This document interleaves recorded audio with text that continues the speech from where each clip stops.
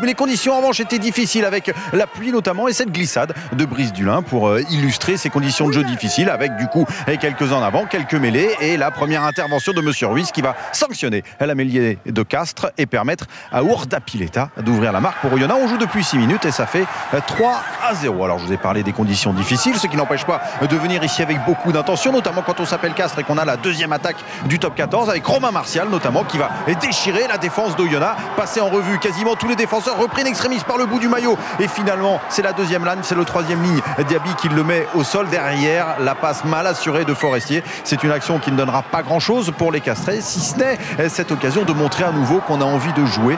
C'est le credo depuis l'arrivée de Dari Carrère et de Serge Mias, même si là en l'occurrence ça ne passe pas. Néanmoins il est inquiet Christophe Furios parce que son équipe d'habitude à domicile utilise la première période pour creuser l'écart et après jouer plus sereinement, mais cette fois-ci il y a en face Rory Cocotte notamment qui même s'il manque son premier coup de pied permet ici à son équipe de revenir à 3 partout après 10 minutes de jeu dans des conditions quand même difficiles. L'image de Vandenbourg qui fait tomber à nouveau ce ballon et parfois des séquences qui ressemblent un peu à du grand n'importe quoi, ce ballon avec des en avant dans tous les sens, des coups de pied, une charge de Capo Ortega avec un nouvel en avant et même une petite aile de pigeon de la part d'Urdapilleta, mais en même temps on n'est pas un numéro 10 argentin sans avoir des velléités parfois de football.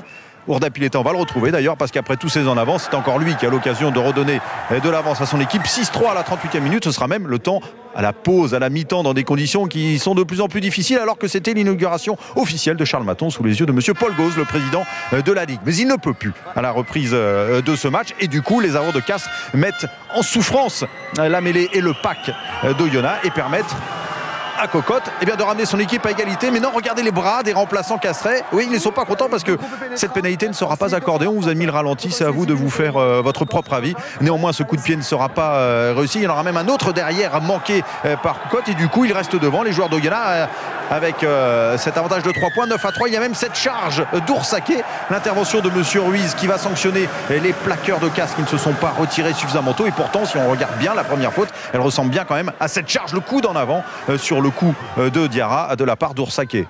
Il y en a un qui ne se pose pas de questions. Du côté d'Oyonnax, c'est Urdapilleta. Il est à 100% pour le moment. Il continue à 100% avec cette pénalité qui permet à son équipe de mener maintenant 9-3. L'écart le plus important, et s'ils sont inquiets, c'est que ça fait même 12-3 les entraîneurs de Castres et les joueurs de Castres qui perdent même un petit peu leur sang-froid. Je me passerai de vos commentaires après chaque coup de sifflet que je donne depuis. Non, vous parlez pas, c'est moi qui parle. C'est moi qui parle. C'est moi qui parle. J'ai pas le droit de parler. Non, vous parlez pas. Vous parlez pas, je vous ai dit, pas à moi. Ça fait 2 coups de sifflet, donné 2 décisions. C'est entendu, monsieur capitaine, c'est la dernière fois. Alors, il n'a pas le droit de parler, Rodrigo Capo Ortega. Il n'en pense pas moins, mais il pense même un petit peu trop fort.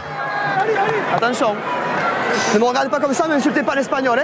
Attention. Monsieur Ruiz, il parle espagnol, c'était une jolie passe d'armes. Néanmoins, cette passe d'armes se conclura par des nouveaux coups de pied pour Rory Cocotte qui permet à son équipe de revenir du coup parce qu'il a retrouvé la cible. Il permet même à son équipe de revenir à 12-9, 3 points seulement. 65e minute, le regard de cette jeune supportrice d'Oyonnax inquiète parce que Rémi Thalès vient de rentrer et le coaching va peut-être faire la différence pour Castres qui n'est qu'à 3 points de cette équipe d'Oyonnax, invaincue depuis 25 matchs donc. Ballon récupéré par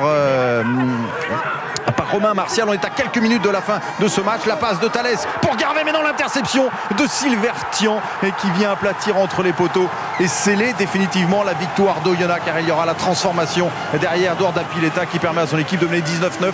Bien vu de la part de Silvertian, son 3e essai, lui qui a joué tous les matchs de cette semaine diabolique. 19-9 et moins de 5 minutes à jouer. Ça veut dire que Castres peut quand même revenir au moins avec le bonus défensif avec un essai ou une pénalité. La pénalité, la voici avec cette faute de Jeneker et l'opportunité non pas pour Cocotte qui est sorti mais pour le centre castrais de tenter cette transformation, mais elle passe à côté et finalement la victoire pour Oyonnax, 19-9.